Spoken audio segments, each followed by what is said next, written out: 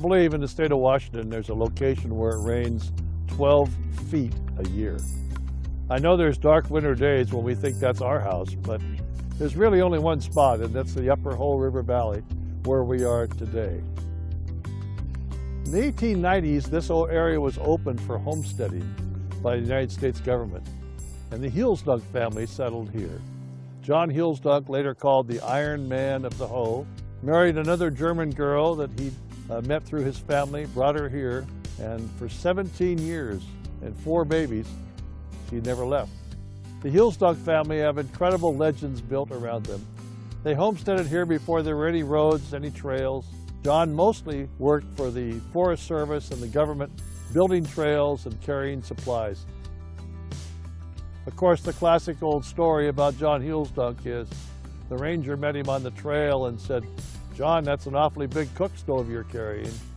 And he replied, "It's not the cook stove bothering me, it's the 50-pound sack of flour in the oven that keeps shifting around."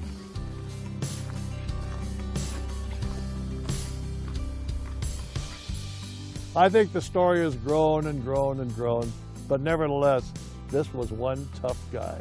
John Healsdunk, the Iron Man of the Hoe. This is a beautiful location, especially if you like the rain. This truly is one of my favorite places.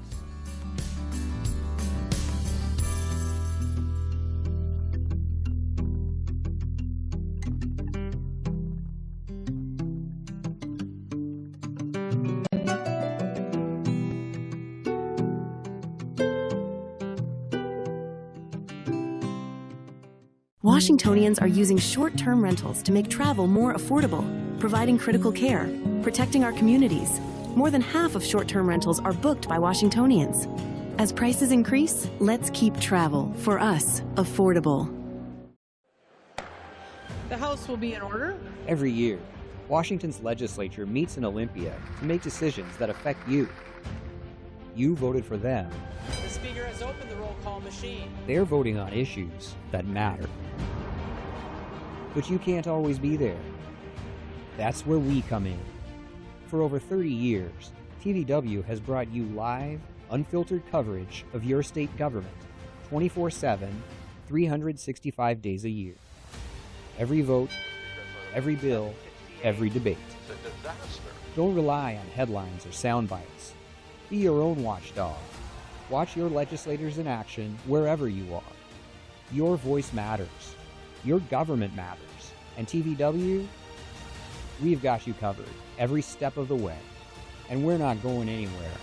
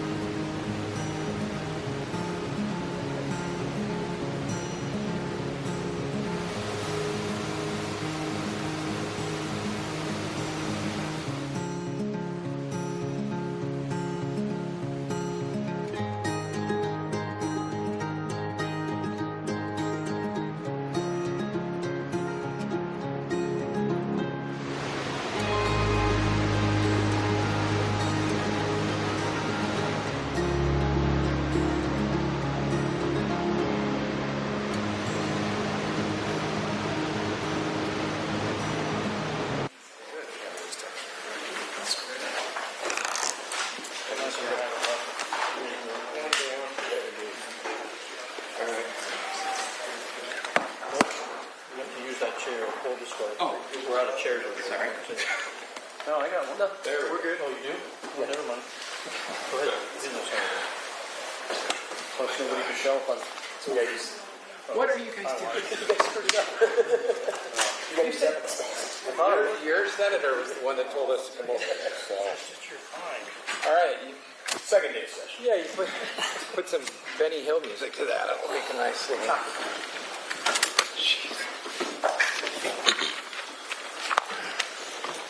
Well, good afternoon, everybody.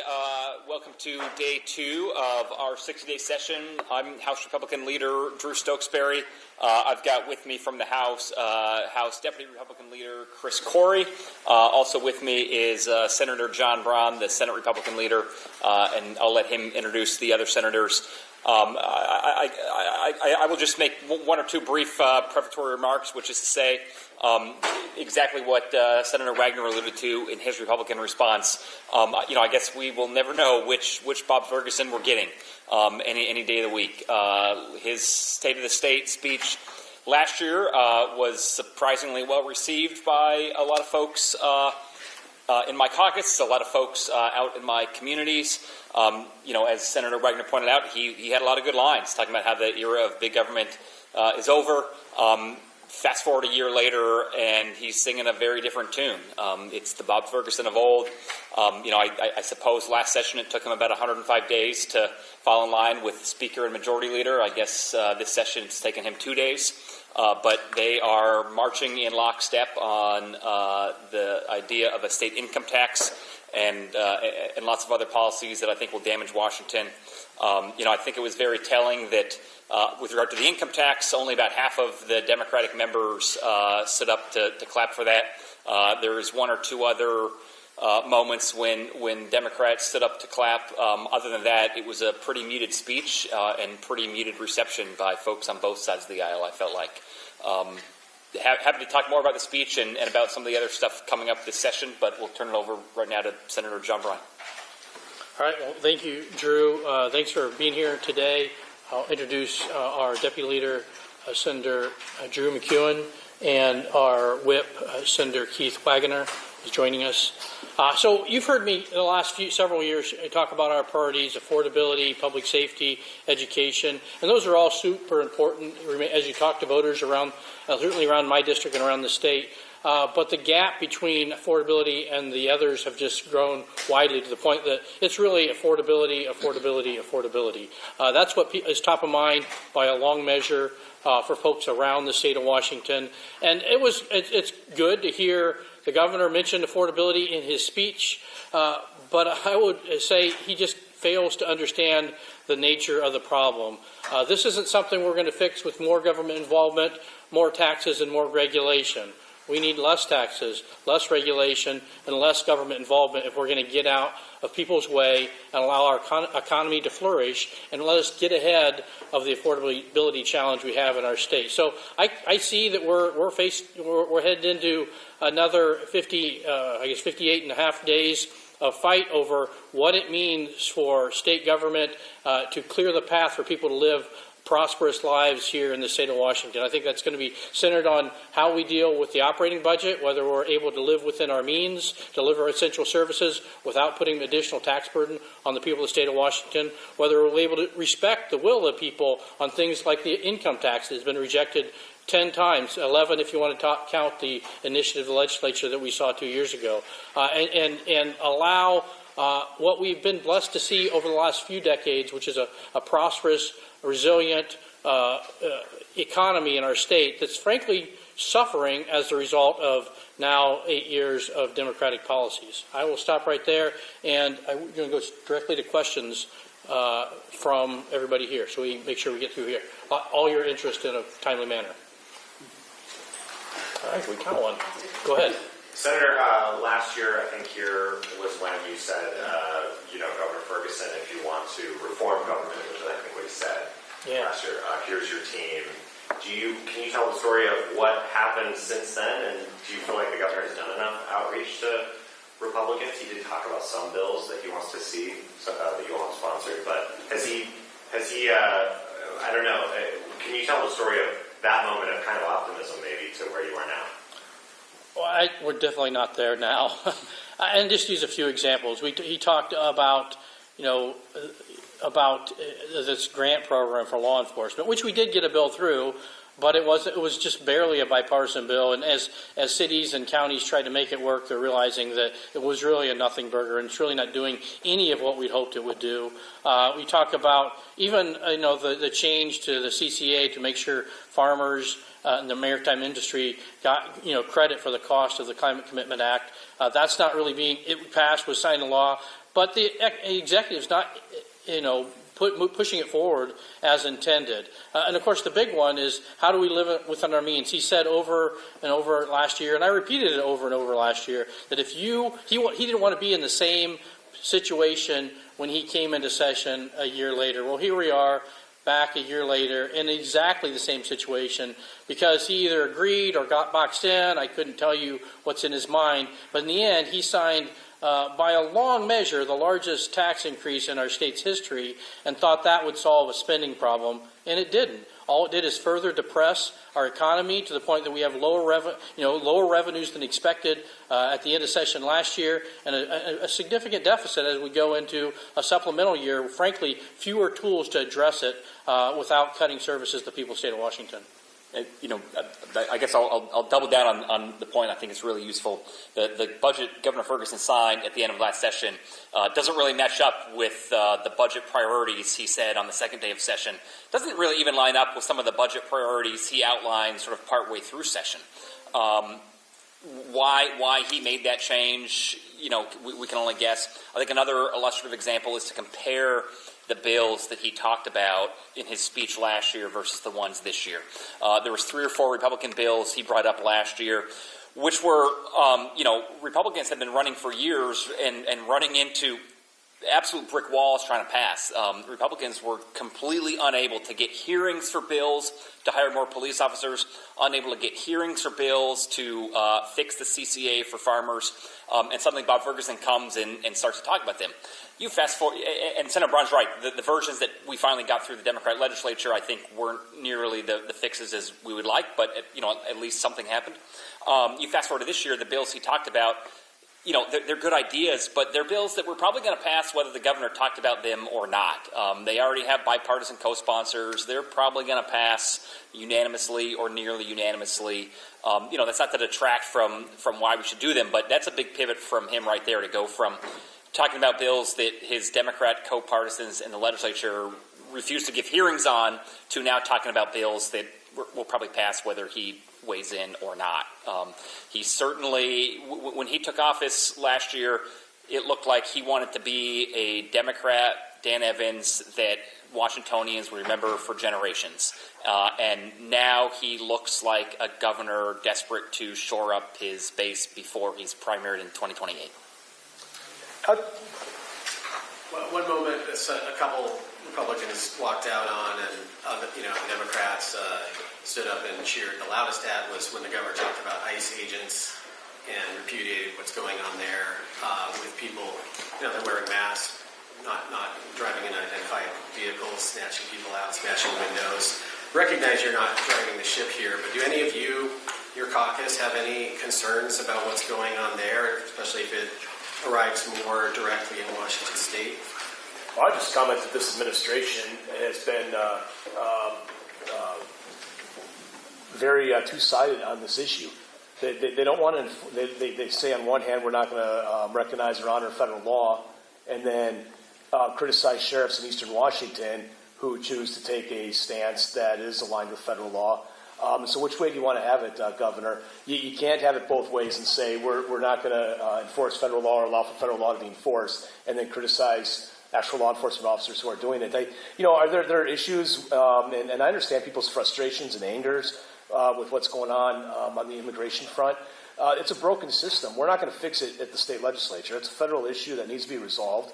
And but in the meantime, when you talk to any law enforcement officer, regardless of what it is, whether it's ICE, if it's the FBI, the DEA, the best thing that happens is when you have coordination between various branches of law enforcement. When you don't have coordination, you have chaos. And you'll hear that from any officer in any given department in any jurisdiction. Yeah, and I think it also remains to be said. I mean, people should stop jumping to conclusions, right? We have politicians and others going out in the media and declaring guilty or innocent verdicts before all the facts are out, before there's been any sort of investigation, trial, jury, or their peers. Like, we should stay out of it, right? As legislators, governor, whatever, we should step back and let the work be done. As far as the masks go, I guess my question is, how do my law enforcement officers, my state law enforcement officers feel? Because we came out of a couple very contentious years where they were the targets of a lot of vicious attacks by the Democrat-led legislature, where they were made to be the enemy of the people rather than the protectors of the people. And so here we are back again doing this. One thing, again, trying not to get too into the federal stuff, but we're seeing huge increases of assaults, vehicular assaults, and other attacks on federal law enforcement officers, and then to have either state, county, whoever, leaders basically encouraging that kind of behavior is what's also, I think, contributing to the increased attacks, the incidents, and probably a large reason why a lot of these federal officers are wearing masks, because they have been, either called out directly or indirectly for attacks, both personal and professional. On the millionaire's tax, do you think there's enough support in that room for that? The governor said it needs to be a constitutional amendment, which would require more. Or is that a done deal? It sounds like the folks on the Democratic side are already working on the logistics of that bill that is going to move forward. First of all, I'd ask the media to refer to it as an income tax, which is what it is. They're just setting an arbitrary threshold to make it sound better to the public. And if there's anybody in this state that doesn't think that that's going to trickle on down to them and be a broad-based income tax, I would just look at the speech last year that the governor made, and when every tax bill was put before him, he signed them. This current administration and legislature have an unquenchable thirst for more taxes. They might start there, but don't have any illusions that's where it's going to end, and it's an income tax. So I was the co-chair of the tax structure work group where we studied this for over 2 years. And one thing we did not come back to the legislature with was a recommendation for an income tax. Nobody had the stomach for that. So all of a sudden, you've got this big bill coming up due to mismanagement, and they're going to jump to that? The people have been against it. The tax structure work group didn't even recommend it, and that was a bipartisan work group. I'll point out the obvious. You ask about a constitutional amendment. They do not have votes for a constitutional amendment. I can tell you that for sure, because there's not a Republican in the legislature that will vote for that. People have been clear on their distaste for income tax, and then beyond that, I've heard the Senate Majority Leader has been pretty pro on this. I heard a more measured approach from the Speaker, and then I think that we're uniform that we oppose it. But even for the folks on the other side of the aisle that may support it, to try to do something as complicated as this in a 60-day session where we're now in the first week and nobody up here or in this room, I believe, has seen the bill yet, this is a pretty big deal to just trot out after 100 years of saying it's unconstitutional, the people don't like it, 11 times and counting, and we're going to run it through over the top of the people in a short 60-day session. That just seems like a stretch to me. But what I can say for sure is Republicans will oppose it because we know, as Senator McEwen said, that this may start at higher income levels. But there's no question it ultimately bleeds, gets trickled down to every single person in the state of Washington. And while they promise, finger promise maybe pie crust promise, I'm not sure what the type of promise is, that we're going to do some other tax reduction in the future once this becomes a fact. I've sat in several forums in the last couple of weeks with my counterparts on the other side, and people would ask questions about, are you going to fund this or going to fund that? All good programs, generally bipartisan programs, and they said time after time, well, we really wish we could, but we just can't afford to do it. So I could fast forward on that and see, hey, we'd really wish we could reduce the sales tax. We really wish we could reduce the property tax. We really wish we could reduce the gas tax, but we just can't afford it now. That's exactly how this ends if they push forward on this. They always use the phrase that we have a regressive tax policy in this state to justify any new taxes. But I challenge you, what tax break did they give to the working class in this state? Zero. They always hang that out there, that, we're so regressive. But there's never a property tax break, there's never a sales tax break. The things that the working class are paying the most of, proportionate to their income, there's never a break for them. And we've had proposals time and again. I had a sales tax holiday for school supplies. Couldn't afford it. had a property tax property tax freeze for seniors that are losing their homes. Told couldn't afford it. Guess what? The seniors can't afford their homes. I proposed the P&O tax, ironically, about 10 years ago, that of that $1 million threshold the governor mentioned today. Was told by members that are still here, we can't afford it. They will never give you tax relief, only more taxes. The governor, what he described, if he gets that, it's just wealth redistribution. He's going to take it from over here and give it to somebody else if they actually got to that point. You may feel how you like about wealth redistribution, but that sounds like socialism or borderline communism to me, to take somebody's wealth and give it to somebody else.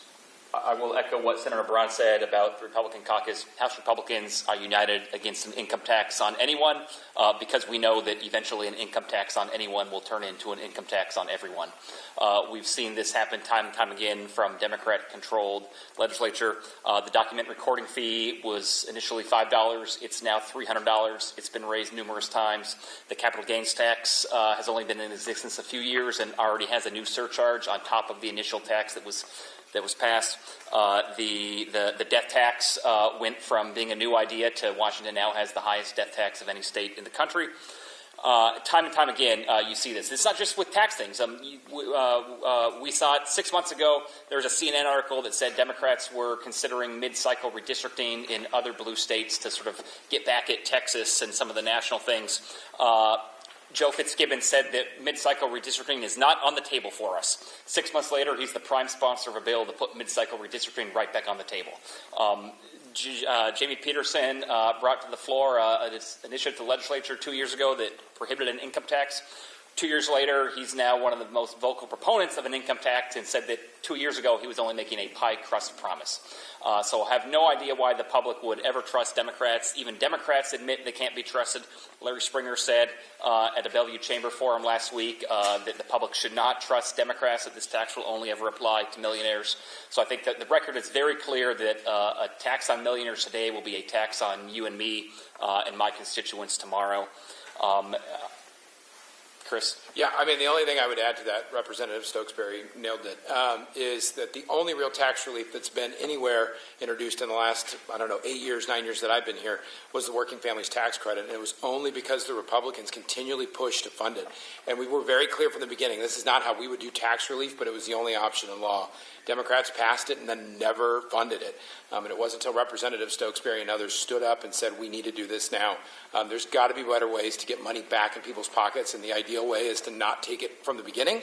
That's sales tax deduction, B&O tax deduction, property tax relief. That's the real way you boost working people's wages. And their argument that they're going to reduce other taxes too, rings hollow, as Senator McEwen pointed out. When have they actually reduced taxes? But we can go one step further. Not only have they not reduced regressive taxes, they're actively raising regressive taxes. Last session, they doubled the Discover Pass fee and they doubled hunting and fishing license fees. They started session saying they wanted to tax millionaires and big business, and ended session taxing regular Washingtonians who just want to enjoy the public outdoors. The carbon tax is the state's most regressive tax. It falls disproportionately on lower income folks who live outside the job centers that have to depend on a car to commute to their job. So Democrats aren't just refusing to roll back regressive taxes like the sales tax. They're actively adding new regressive taxes like doubling Discover Pass fees and raising Climate Commitment Act taxes. During this morning's Democratic media avail, there was a lot of discussion of DCYF and suspicion of fraud. Leadership said that they haven't seen any evidence of that, and that they suggested that DCYF and the state auditor are fully capable of finding. If it's there, they're going to find it. Are you hearing any support across the aisle from Democrats who say they would support Rapporteur's bill or any other piece of legislation that might have a little bit more teeth and oversight into DCYF, or is there discussion of ways to go about that? I think DCYF has a whole host of problems that need to be addressed. And frankly, that's probably a bigger conversation than just the fraud. But speaking to that, I believe that there were several audits that were actually brought to light and pointed out that they were failing their audit findings and nothing was changing. So I can't speak to which of my colleagues on the other side of the aisle want to look into that, but it would be rushed to automatically come out and say there's been no evidence of fraud. And we should go in and look at it and do a objective, third-party audit, figure out what's wrong, and if there are places of waste, fraud, and abuse, let's fix it. One of the things that I think would help my colleagues on the other side of the aisle is the ability to actually put money where it's going to help people. And if they're going to have a robust social safety net, I would imagine they would also want to make sure that it wasn't being wasteful or abused or stolen too, because then that just hurts the people that they're trying to help. Yeah, I was going to make that exact point. I think there is some support on the other side of the aisle because folks want to make sure that we're not wasting tax dollars. If it's going to fraudulent purposes, that should be rooted out, and we should spend that money in more effective things. And I know there's a lot of Democrats that believe in that. At the pre-session media forum on Friday, the one formerly known as the AP Forum,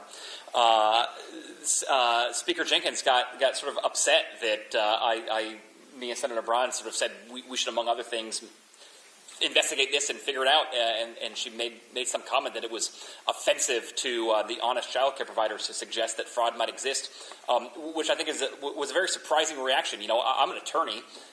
We have a pretty robust set of ethics rules, and if an attorney is found to have violated that, they're punished by other attorneys. Attorneys want to make sure other attorneys aren't breaking the law because it gives the rest of us a bad name.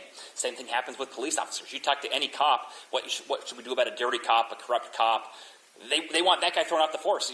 People don't want their professional colleagues to be doing bad things that give their entire profession a bad name. I see no reason why honest child care providers wouldn't also agree that fraudulent child care providers should be rooted out and stop receiving taxpayer subsidies. And how about the fact, wouldn't the law-abiding child care center be offended and upset that there's fraud going on to illegitimate ones, if there is fraud going on? It's absurd. I think that the Senate Democrat knee-jerk reaction was actually to introduce a bill that narrows the Public Records Act to make it harder for you folks to do your job, because they're trying. Their reaction on this whole issue was, let's make it tougher to look at things and not worry about any possibility. Look, I've not seen anything, but why would we be afraid to look? And former Auditor Brian Sontag even suggested that these are things that you do need to look at. And you should be clear, the concerns about child care, some of it has come from news reporting, both in other states and here, but the baseline reports that drive this concern come from folks inside state government, from whistleblowers inside state government. This has been happening for some time, though, so this isn't some crazy conspiracy that's suggesting there might be wrongdoing. There's credible allegations that there's something going on wrong. Whether they're true or not, I don't think anybody in this room knows, but whether they're true or not, they deserve investigation. They deserve investigation because if there is fraud, if there is criminal activity, there should be consequences, because that's taxpayer money being misused, possibly criminally. If there's nothing going on, the people of the state of Washington deserve to know that. Look, if you go out and talk to regular people, including other child care providers today, there is deep frustration. You could even say anger at the way, the sort of indifference to potential waste, potential fraud, potential misuse of government money. People get up every day, they go to work, they support their families, they support their community, they pay their taxes, they do what we think the right thing is, and then they look the fool because they're not the ones that break the rules or might be breaking the rules. Absolutely, this deserves investigation, because the people of the state of Washington deserve to know what's happening one way or the other, and we need them to trust us to run state government. And if we don't do that, if we don't investigate, if we don't look into it, they will never trust us. To the budget, there was a lot of talk about the millionaire's tax, income tax, however you want to describe it, but even if that passes, that's not going to have any effect on the current biennium, the current budget deficit. Is there any agreement between Republicans and Democrats on how to balance the budget going into this session? No. I think there's a little agreement between, there's a small handful of moderate Democrats who agree with Republicans that further taxes will derail the state's economy, that raiding the rainy day fund as the first move you do to balance the budget is a really bad idea, and that repealing the 4-year balanced budget requirement or suspending it is a really, really foolish and foolhardy idea. So there's a little bit of agreement with moderate Democrats, whether there's enough of them, we'll see. We got 58.5 days left to figure that out. Yeah, but just one more thing I want to add. 4 years ago, they raided the rainy day fund under the auspices of COVID, never actually spent the money, moved it to a different account, and then spent it on ongoing things. So part of the reason why we're in such trouble we're in now is because they raided it once before. So this notion that we're going to solve it again by doing it is pretty insane, in my opinion. It's pretty clear that it's going to be, for the most part, if not all, cuts in order to balance the budget. So where would Republicans like to see state government cut? I know that's kind of kid in a candy store for Republicans. I characterize it as savings, not cuts. I mean, you have to, and there's no magic solution. You got to get inside the budget and find where services, growth in the cost of services over time is outpacing inflation, outpacing revenue growth, and we know that's true. The three critical things that the state does is educate, medicate, and incarcerate. In each of those areas, the caseload is lower today than it was before. Caseload is going down, and yet expenses are going up. That tells us we're getting it wrong. And it could be any number of things. It could be we're mismanaging the money. It could be the Democratic majority penchant for adding bells and whistles, that we're getting away from the core priorities of government. There's a whole bunch of things you can do to manage that growth over time that they've frankly been unwilling to do. A couple things, at least one I would point out is we've had an enormous growth in middle management in state government over the last 10 years. Enormous. I mean, as particularly, we talked earlier about DCYF. If you look at the growth in frontline workers versus the growth in middle management, it's night and day, and if you're interested, we could certainly send you the graph. But it looks like this for middle management, it's virtually flat for frontline workers, where I think many of us would agree they need more folks and they don't need more middle management. There's places like that all throughout state government where we could do a better job of spending taxpayers' money. The one place, I said no earlier, there is one place, at least from the governor's budget, where we agree. Republicans pushed last year that use of Climate Commitment Act money for the working families tax credit was a good idea. It was allowed by law. In fact, it was the top thing on the list of the way that money could be used. The governor, of course, proposes using some of that to pay for that exact thing. And I think in that one area, we are in agreement. That's a place where we can use existing funds, no new taxes, to actually help the folks that are most impacted by the Climate Commitment Act. It's a very regressive program, and that gives us a way with those funds to help the very people it hurts the most. So going back to the comments Rick Corey made about the budget stabilization account, the rainy day fund, a recent Pew study shows us second worst funded in the nation. That's pretty disappointing, but when you look back on history, we know exactly why. We're in sad shape for that budget stabilization account. Poor management. I'll also point out, too, the governor mentioned briefly that the state has a AAA bond rating. That is in part because of our rainy day fund and the procedures we have around that. The more we chip away at the rainy day fund and start using it to backfill budget holes, the smaller our ending fund balance is, the more we risk losing that. We also enjoy that in part because of our lack of an income tax, and I think imposing an income tax would threaten our AAA bond rating. We have much more stable finances as a state without an income tax. So he wanted to take a little bit of credit for that, but a couple of his proposals would actually imperil that continued rating. The governor today discussed his plan to invest in the state's infrastructure and also to build more housing in the coming years.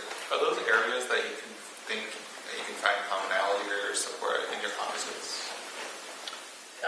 So two areas he talked about, one, some in transportation, some in affordable housing. Similar but different in a couple ways. Transportation, I think we have a long history of Republicans working in a bipartisan way to try to build a world-class transportation system. Sadly, we're not getting there right now. If there's one thing that's probably in worse shape than the operating budget in Washington State, it's the transportation budget. And we've said this for many years, we're going to have to rethink how we fund that. That we're long-term, we need to move more of the operating revenues to transportation to have a long-term stable source. That's what many states do. And we did a little bit last year, and we need to do more of that if we're going to get after these big projects. The governor properly highlights they need attention. Not only that, we need a lot of attention on maintenance and transportation, but we need a stable revenue source. And there's just no path with a cap and trade system that adds 60 to 70 cents a gallon, already the third highest gas tax in the country. Gas tax not going to do the job. Last year in the 2 years before that, they passed a bunch of individual fees to try to fund transportation. But the reality is there's just not that money where there. So the issue isn't a commonality on the need to invest there. It's how we get to funding. On affordable housing, it shocks me that here we are many years into a housing crisis, and the grand revelation by the governor today is we're going to do more of the same. We're going to solve this problem by more investment in affordable housing, when it just doesn't get there. You can't solve our housing problem. It mathematically doesn't work unless you involve the private sector. And the Democratic majority keeps kind of nibbling at the sides when it comes to the energy code issues, the regulatory issues, the Growth Management Act issues. They're stopping investment in housing and pretend we're going to solve it with new funding for affordable housing. And don't get me wrong, nothing wrong with affordable housing. It just doesn't solve the problem. So that I was a little shocked. The big revelation, we're going to do some more of the same that's absolutely failing us and hope we solve the problem. I think we're going to be disappointed. In Ways and Means testimony, as I understand it yesterday, the governor's staff was asked how many homes that would build in this biennium, and the answer was 0. So it's a great headline, but look at what the result is. It's 0 in this biennium. And I'd also point out, because we're always asking, well, what solutions do you guys have? And myself and others over the last 10 years have proposed on the transportation side to take sales tax generated from car and truck sales and have that fund transportation upkeep. And you do that over the course of 10 years, and you wean the operating budget off of that revenue. So through economic growth, you allow the operating budget to absorb that loss. Guess what? If we had done that 10 years ago, we'd have a couple $2 billion going in every year for upkeep of our transportation system. So we've had solutions. But again, the majority party and this administration seem to want to double down on the failed policies of the past. I'll add on housing. I think the silver lining, the prospect for hope, is that there is some agreement on the idea that the real way to solve the problem is through building more supply. So the questions are we going to get distracted along the way by spending a lot of state money on publicly built housing, which Senator Brown alluded to, just it will take decades, if not centuries, to actually solve the problem that way. So will there be a political will on the other side of the aisle to go after some of the Democrats' sacred cows? I think the big ones are permitting reform, Growth Management Act, energy code. All three of those you run up into some version of local government opposition or environmentalist opposition. But the only way we can actually start to build the more supply that we need is you figure out a better way to make GMA work in the 21st century. You figure out a better energy code so that building costs aren't insane, and you figure out a better permitting system so that it doesn't take 2 years to build a single house. Going back to the Climate Commitment Act funds, obviously the governor has proposed using those to shore up the working families tax credit. Do you guys agree with that move? And secondarily, that's triggered a lot of other proposals and ways that the government can tap those funds in this time of need. What other priorities or what other ways would you use Climate Commitment Act funds going into this session?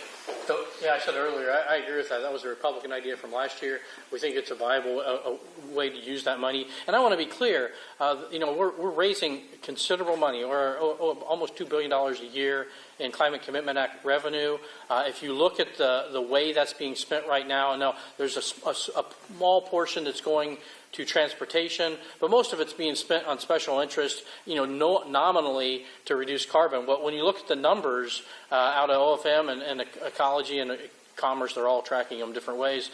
They're either, in one case recently it was wildly inflated, but they're all relatively small numbers of actual carbon prevented at an enormous cost, where you could go and buy carbon reduction on the market for a much lower price. So it's not like we're foregoing some magic reduction in carbon if we don't do other things with that money. And I would say three things. One, working families tax credit is a good investment. I have believed all along that is essentially a gas tax, that if we're going to collect that money, and the people of the state of Washington said we want to keep doing that, we ought to invest a much larger portion of it in our transportation system. And then finally, how about we invest it in forest fire response and prevention, where we have a much, much higher possibility of reducing the emission of enormous amounts of carbon. Largest carbon emitter in our state is forest fires. Why don't we take some of that money to cover the cost of forest fire prevention and forest fire fighting? House Republicans agree. And I think there's a bill coming from Andrew Barkus that would propose a related idea, using the money for transportation purposes, I think connected to some of the floods we had, and we've got a lot of roads and infrastructure to repair. But bottom line is, Republicans feel like it's an extremely regressive tax that we think doesn't do much good. If it's on the books, we should definitely use that revenue for better good than it's being used for now, and there's a few ways to do it, including how the governor proposed, a couple other ways you could do it too. All right. Looks like we ran out of questions. Well, welcome to session 2026. Thanks for being here. We look forward to working with you over the next 58 days. Thank you. Thanks.